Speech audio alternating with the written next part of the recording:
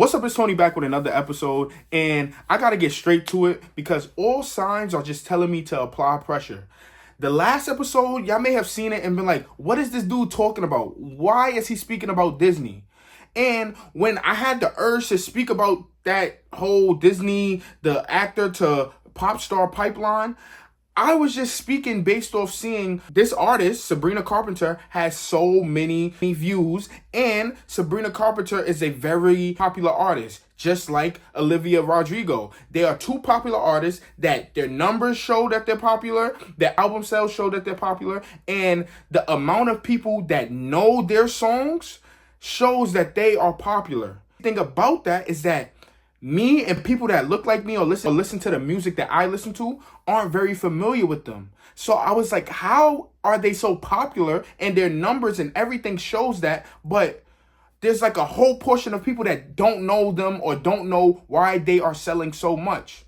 Let me explain why this shows that I need to keep applying pressure and keep just putting out videos.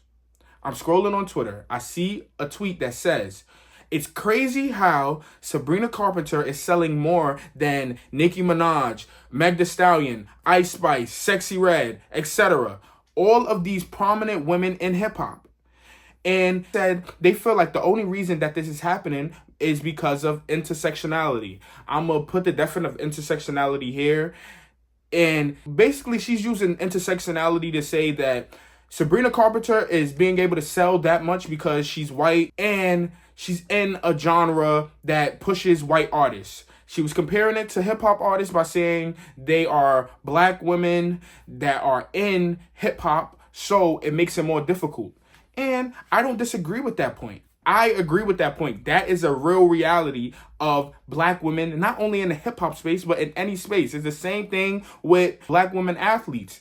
Because they are not only black, but they are women, and they are playing a sport that people don't feel like women should be playing, they don't get as much support as others. And it's also why the white athletes, they are a little bit more popular, or they get pushed more by the organization than the black women. Let's just compare Caitlin Clark to Asia Wilson. Asia Wilson has all the credentials and she's the best player in the game, but she isn't getting pushed as hard as Caitlin Clark is.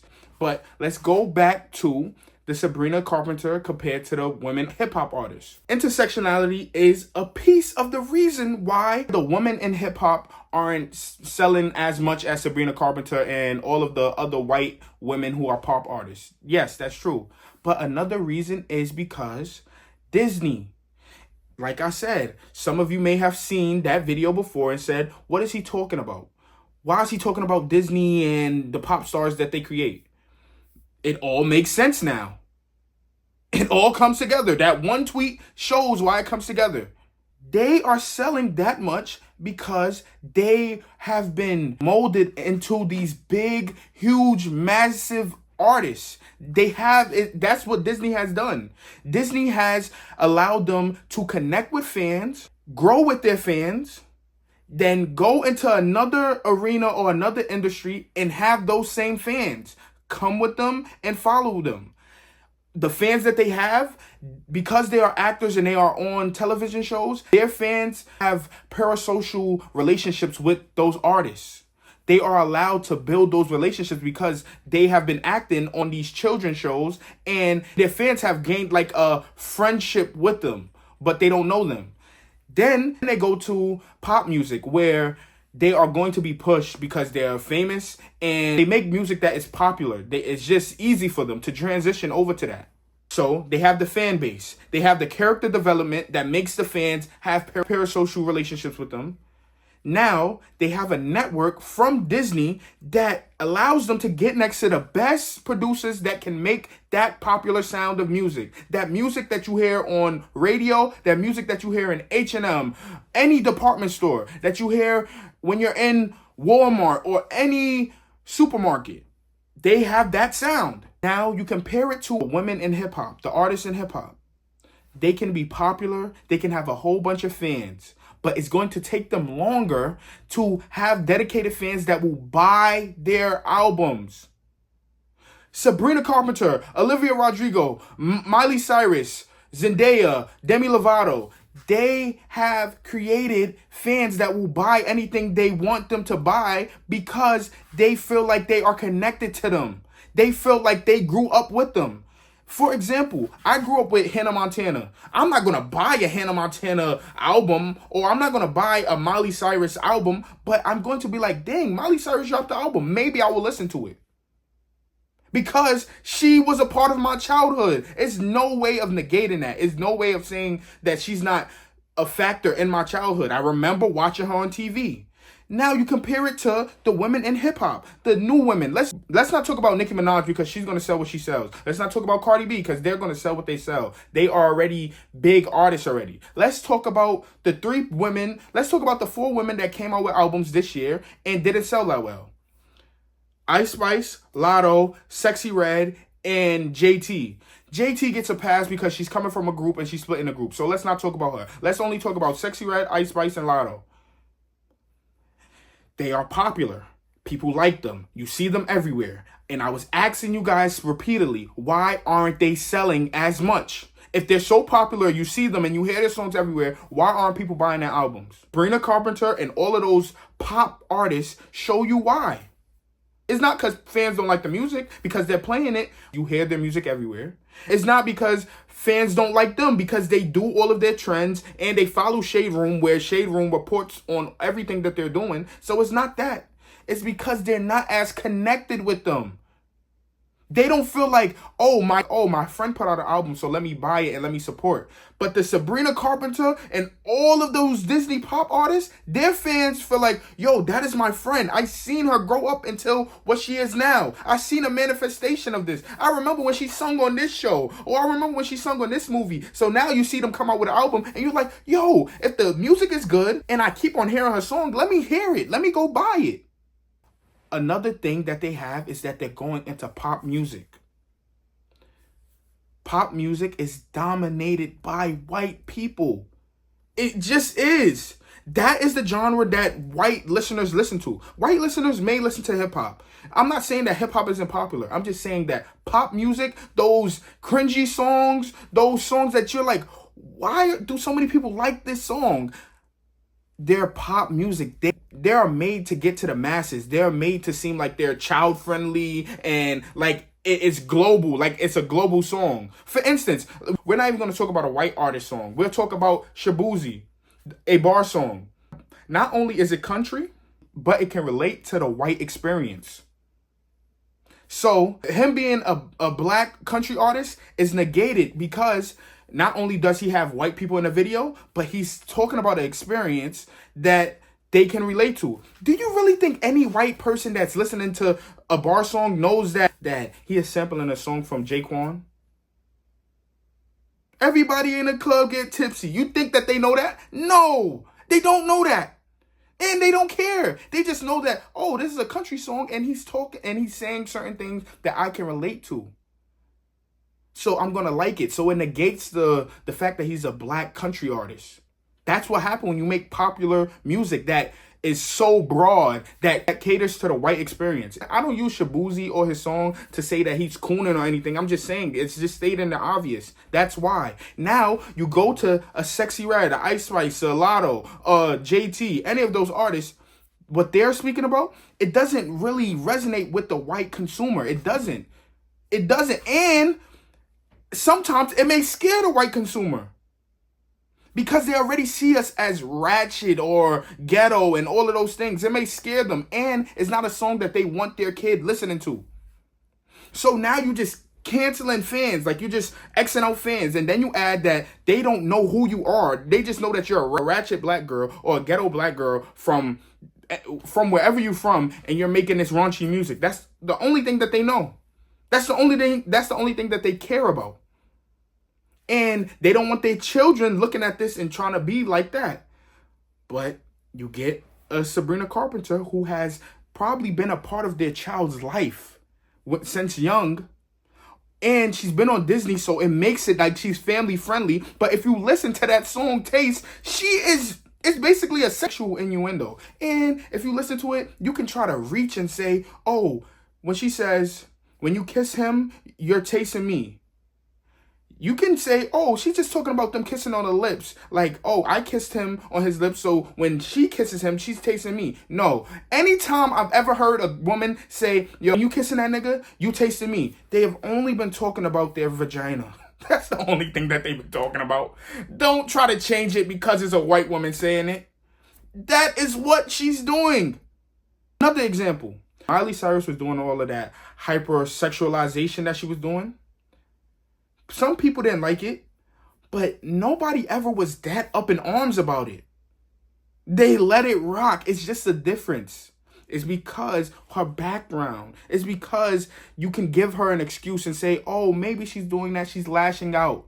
You can give them an excuse because you have a connection with them based off of their origin, based off you seeing their timeline.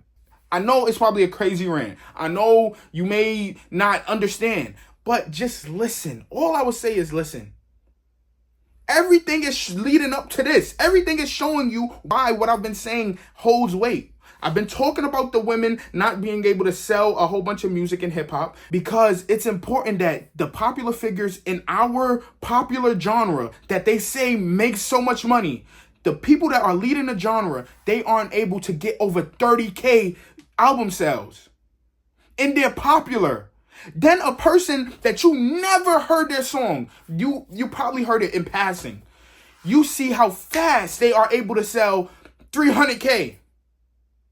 That don't make you think? That don't make you wonder what the hell is going on? That don't make you question why? I don't know about y'all. That makes me question why. Why is that happening? I'm just telling you. I've been saying it. I've been saying it. Now, I said we was going to go back to intersectionality in the WNBA.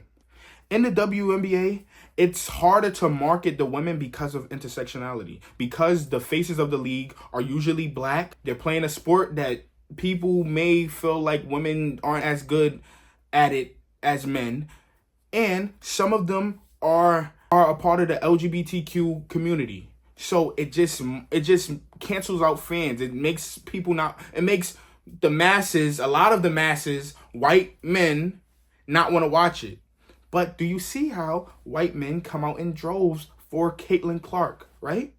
Now, this is not a topic that I was trying to talk about, but it's all important because as I see on Twitter, there are a lot of people now highlighting that Angel Reese is missing a bunch of shots and that she's only being able to get double-doubles because she's getting her own rebounds. So even if she does something great, people are highlighting her mishaps, her field goal percentage, and her mechanics are bad. All of those things are true. Her field goal percentage stinks. Her mechanics are bad. They are.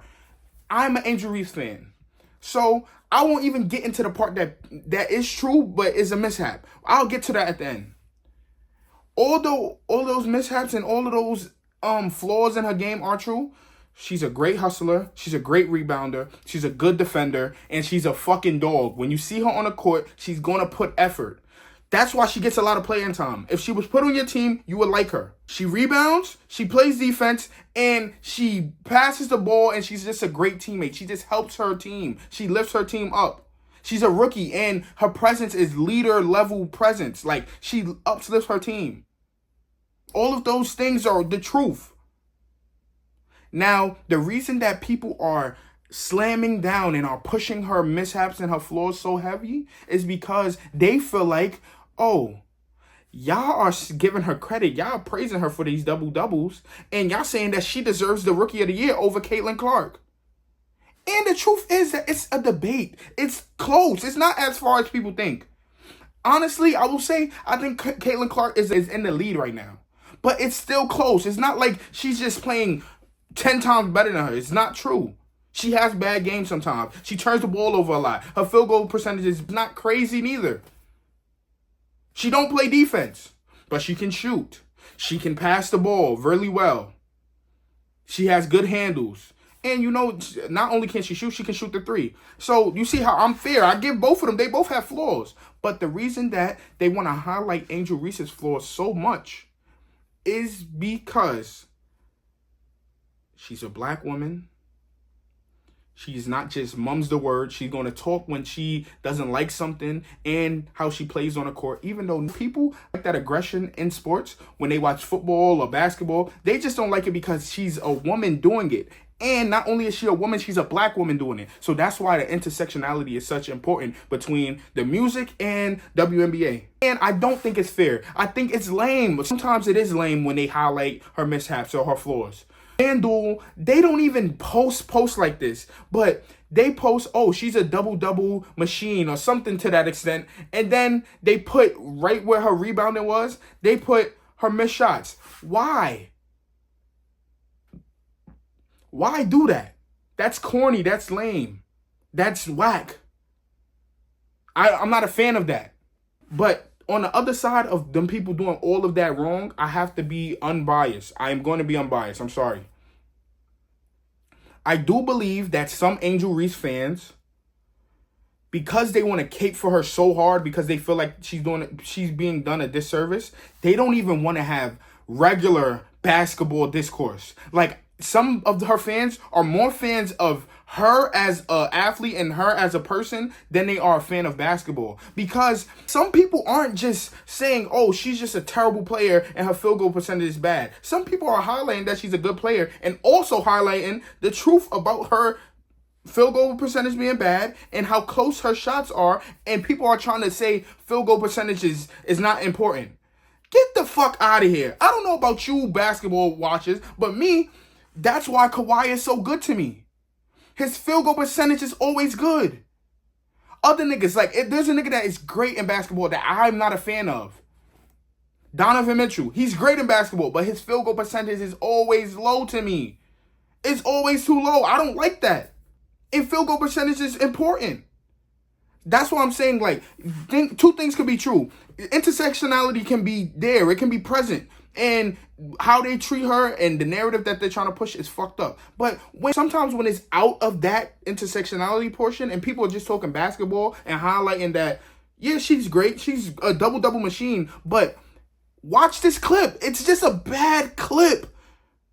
She's missing a layup. The mechanics are terrible. And I've been saying this for years. Ever since I knew about Angel Reese, I've seen the mechanics. They're wonky. She has dog. I'm going to say it again. She has dog. She has hustle. She can rebound. She is a great team member. She's a great leader. All of those things. But her mechanics stink. And if you're under the basket, I'm not saying it's the easiest position to play because she's going against women that are stronger than her and are bigger than her because of her size. Because she doesn't have a jump shot, which I said that she needs. Now she's down low and you're seeing her field goal percentage is going down compared to college because if she would have put that jump shot into her game, she can go out more. Or she can get them to think that she's going to shoot and get an easier shot. But now that they know that she can't fucking shoot, anybody is just going to stay in the paint and just block her. And now the shots are difficult. The only thing about her shots, only thing that I will give her grace with her shots not going in, at least she still has the dog and the hustle and the effort to get her own rebound. That's where I say that niggas is weird. Again, because when did it become bad for somebody to get their own rebound? Y'all credit Zion for having a great second jump because he gets rebounds. Rebounding, it doesn't matter if you're getting your own rebound, somebody else's rebound. That's still a great trait in a basketball player. So I think it's weird on both sides. I think both sides don't like to have nuance in their conversations. I feel like some people want to cape so hard and then some people want to hate so hard. Like, nobody want to be in the middle. I'm going to tell you, I'm going to be in the middle. I'm going to be honest. And I'm also going to be biased too because even if I think Caitlyn is the rookie of the year right now, I'm going to push Angel Reese. I am. And I'm a bash niggas when they are sucking Caitlyn Clark's dick talking about she's MVP. She's not. She's a fucking cone. She don't play defense.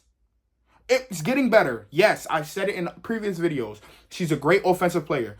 But she don't play defense. And I've been saying this since I knew of Caitlyn Clark and I knew that she was going to Indiana Fever. She's not the most important player on that team. So I'm not this Caitlyn Clark stan. I'm way more of a fan of Angel Reese than Caitlin Clark, but I'd have to be real. Some stuff that people are saying, even the haters, it is true. And you can't just negate it by saying field goal percentage is not important anymore. Or anytime Caitlin Clark has a bad field goal percentage game, y'all want to say, oh, are you going to talk about field goal percentage now? Yes. Me, I am. If she goes 4 for 20 or 7 for 20, I'm saying that's whack. My favorite player in the WNBA pisses me off all the time. You know why? Because she has one of the worst field goal percentage ever. She always shoots under 45.